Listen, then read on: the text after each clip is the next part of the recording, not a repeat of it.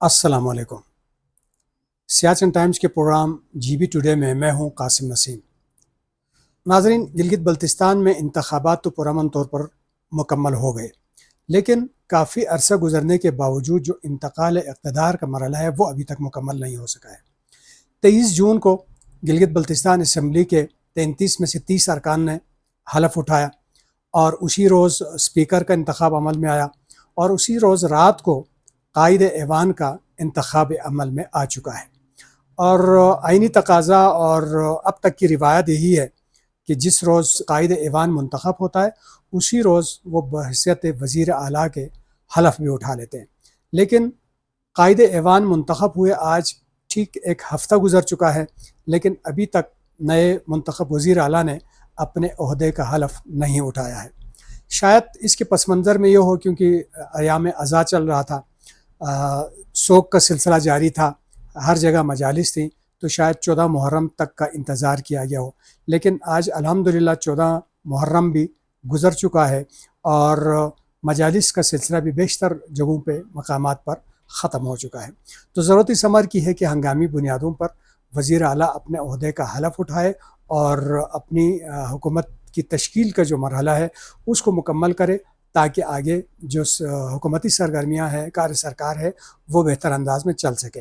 इस वक्त दो हवालों से कन्फ्यूजन पैदा हो रही है। एक तो ये है कि इस वक्त आज की डेट में भी अगर हम देख लें, पिछले एक हफ़्ते से दो वज़ीर आला गिलगित बल्तिस्तान में मौजूद हैं। एक निगरान वज़ीर आला है, एक नौ मुंतखब वज़ीर आला है, जिन्होंने अभी तक अपने ओहदे का हलफ नहीं उठाया। तो दो ओहदेदार होने के बाइस जो मामूल की सरगर्मियाँ हैं वो भी तातुल का शिकार हैं। दूसरी जानिब सबसे अहम मरहला जो इस वक्त इस हलफ बर्दारी की जो तकरीब है उसमें इल्तवा के बाइस जो मसला पेश आ रहा है वो है बजट की तैयारी और बजट पेश करने के हवाले से। तमाम सूबों में और दुनिया भर में यही होता है कि 30 जून से पहले पहले बजट असम्बली में पेश होता है और असम्बली से उसकी मंजूरी ली जाती है और नए माली साल के आगाज़ के साथ ही नए बजट के ऊपर अमल दरामद का सिलसिला शुरू होता है। लेकिन आज 30 जून की तारीख भी गुजर चुकी है और जो जून क्लोजिंग का मरहला है वो भी मुकम्मल हो चुका है, लेकिन अभी तक जब हुकूमत ही तश्कील नहीं पाई है तो बजट की तश्कील और बजट की तैयारी का मरहला भी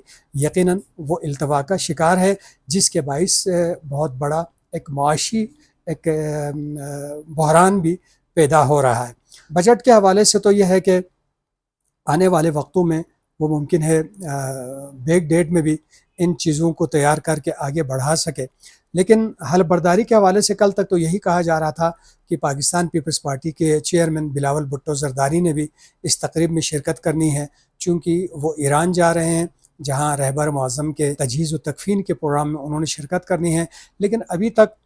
ईरान की मीडिया या कोई इंटरनेशनल मीडिया से अभी तक कोई वाज़ेह अंदाज में रहबर मुअज़्ज़म के तजहीज़ व तकफ़ीन या उनकी नमाज जनाजे के या उनके आखिरी रसूमात के हवाले से कोई हतमी तारीख़ का भी ऐलान नहीं हुआ है और वक्त का तयन भी नहीं हो चुका है। ऐसे में इस मुंतखब वज़ीर आला के जो हलफ बर्दारी का सिलसिला है उसको मज़ीद इल्तवा में डालना गिलगित बल्तिस्तान में आइनी और कानूनी हवाले से भी सवालात उठाते हैं और साथ ही पाकिस्तान पीपल्स पार्टी जिनको यहाँ के अवाम ने, गिलगित बल्तिस्तान के अवाम ने मैंडेट दिया है, उसकी गुड गवर्नेंस पे भी सवालात उठने शुरू हो गए हैं, क्योंकि जो मुंतखब वज़ीर आला है वो ख़ुद भी एक माहिर कानून है, एक कानूनदान है और उनके जीते हुए कई और लोग भी इस हवाले से कानून और लॉ जानने वाले लोग हैं। लेकिन इसके बावजूद बिला वजह इसमें ताख़ीर से जो है वो गिलगित बल्तिस्तान की गुड गवर्नेंस के ऊपर भी सवालात उठते हैं और जो काफ़ी सारे जो ज़ेर इल्तवा मसाइल हैं उसके हवाले से भी काफ़ी सारे मसाइल उठ रहे हैं। और मुहर्रम अल्हम्दुलिल्लाह पुरअमन तरीक़े से गुज़र गया और तमाम अज़ला में, तमाम इलाक़ों में जितने मातमी जुलूस थे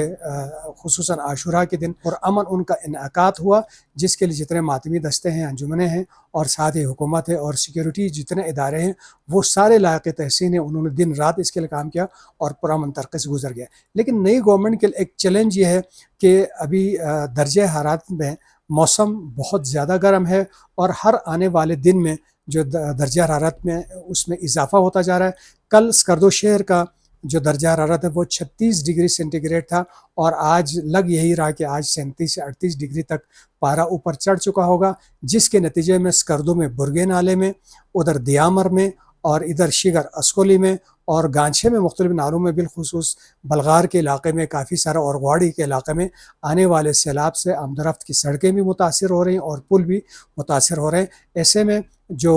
ڈیزاسٹر مینجمنٹ اتھارٹی کے جو ادارے ہیں، جو PWD کے ادارے ہیں، ان سب کو چوکنا کرنے کی ضرورت ہے اور حفظ ما تقدم کے طور پر جتنے اقدامات اٹھائے جا سکتے ہیں، اور ظاہر ہے قدرتی آفات کو روکا نہیں جا سکتا لیکن ان کے اثرات کو کم کیا جا سکتا ہے، ان کے نقصانات کو کم کیا جا سکتا ہے، اور خدا نخواستہ اگر کہیں آبادی متاثر ہوتی ہے تو وہاں کے لوگوں کو فوری ریلیف پہنچایا جا سکتا ہے۔ اس مقصد کے لیے حکومت کا فی الفور وجود میں آنا ناگزیر ہے، کیونکہ جس طرح کی پیشن گوئیاں آ رہی ہیں آنے والے دنوں میں، ایک طرف موسم گرم ہونے کی پیش گوئی کی جا رہی ہے، دوسری جانب بارشوں کی بھی اور طوفانی ہوائیں چلنے کی بھی پیش گوئیاں آ چکی ہوئی ہیں۔ تو لہٰذا ایسے میں جو حکومت کی تشکیل کا اور انتقال اقتدار کا جو مرحلہ ہے اس کو مزید التوا میں ڈالے بغیر جو ہے فی الفور اس کو پائے تکمیل تک پہنچانے کی ضرورت ہے، تاکہ ایک مستحکم حکومت وجود میں آئے اور وہ اپنی سرگرمیاں شروع کر سکے، اور خدا نخواستہ اگر کہیں پہ کوئی ڈیزاسٹر آتا ہے تو وہاں پہ کوئی گیپ، کوئی انتظامات کے حوالے سے کوئی خلا، کوئی کمی نہ ہو۔ ناظرین، یہ تھا آج کا GB ٹوڈے۔ کل پھر نئے موضوع کے ساتھ حاضر ہوں گے، تب تک کے لیے اجازت دیجیے گا۔ اللہ نگہبان۔